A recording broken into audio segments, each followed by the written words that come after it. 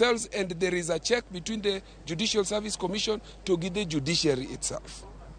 A bajetni mheshimiwa bende waneno ni piny owacho dhi holo omenda maromo bilion 700 kod wiye chwalo chenro mag dongruok, manyiso ni kokopo ni ok wachulo osuru moromo to chenro mag sirikal dhi bedo kod ng'ikruok.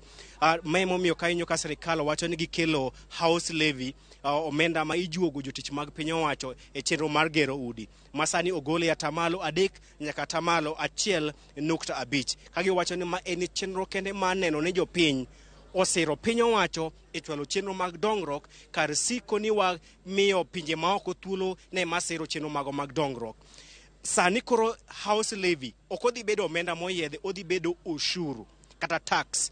In ka wakili ere pachi e wach mar golo house levy mondo bed fund kendo duoke mondo bed tax?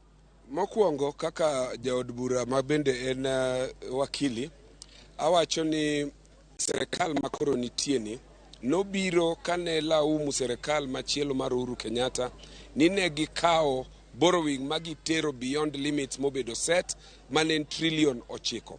Mokwongo kata trillion 9 ni kaniketo ne giwacho ni the country is over borrowing. It is over borrowing. Tiyudo ni e time ma Jogi osebedo kind sani gi seche mano yie tim yiero, already giseboro pesa mang'eny moloyo Uhuru Kenyatta's 5 years mokalo mogik makoro nowuokene. Namba 2, nitie chik moro ma Jogi kelo ma kaka jod bura kendo kaka ng'ama jachik nyaka wang'i malong'o. Ni wacho mokwongo ni you cannot borrow except the approval mar the National Assembly. Chik moro bende nitiere ma wacho ni budget under 2 or 3 onego beni unyalo spend then ubire od bunge. Gigi osebedo misused. Sani Jogi this sneak gimoro madhi golo limit mar borrowing cha. Koro gidhi wacho ni ginyalo boro so long as ni ginyalo duogo ir bunge gi report magi ngiso bunge ni cha waboro. Koro kata gikawe gitere to 18 trillion so long as ni bunge oyudo report, the Kenyan Kwanza government nyalo timo that borrowing.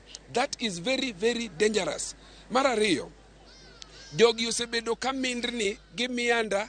Nyoro na wache bunge ni they have been gerrymandering, they have prevaricated, they have wobbled on this thing mar housing levy, and in the end they have told us nothing.